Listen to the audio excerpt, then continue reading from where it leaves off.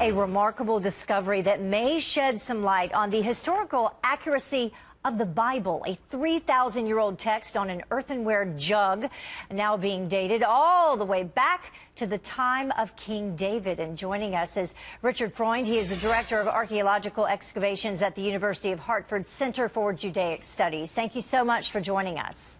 Thank you. So tell us first a little bit about this discovery, where it was found, and what it shows.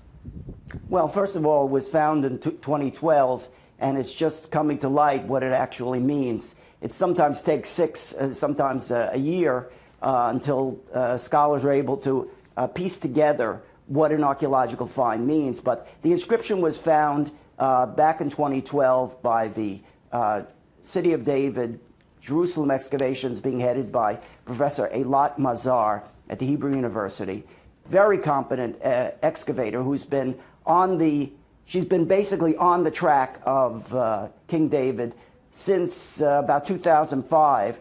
And these excavations have revealed remarkable things. But this 7-letter inscription is very important because this is one of the first in-site inscriptions that has information that is in writing. Okay, and writing is very important. So we're taking a look at it as you speak. Now you say there's 7 letters there. The significance being that they are in Hebrew, and what do they say?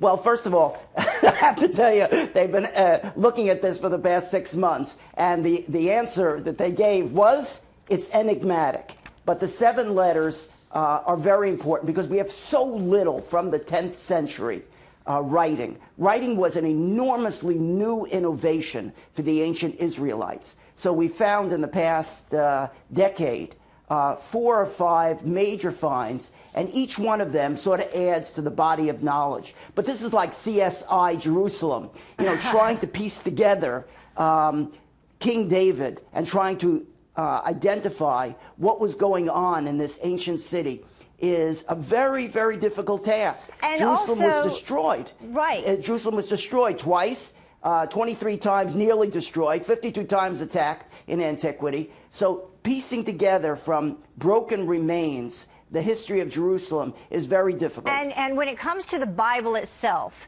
there's been some question as to whether or not the New Testament and the Old Testament, if the Old Testament was written afterwards or in real time. And this perhaps, and I'm explaining it very simply, could prove that the Old Testament was written in real time, correct? Well, the main point is that when you have an inscription from the 10th century and you piece it together with other artifacts are from the 10th century, it's very hard to say that there wasn't a 10th century Jerusalem at the time when King David would have been ruling. And each one of these little pieces contributes to the whole. The problem was, up until about 20 years ago, we had so little that it led to people saying, well, maybe there wasn't a King David. Maybe there wasn't a King Solomon. Maybe this was a creation of writers writing at a different time period who wanted to have this mythical past and invented these characters. Each one of these discoveries shows us that there was a real history in real time in the time period in which King David would have lived. So possibly physical remains validating biblical stories. A great find. Thank you so much for joining us and explaining it. We appreciate it. Thank you. Love his enthusiasm. Yes. Huh?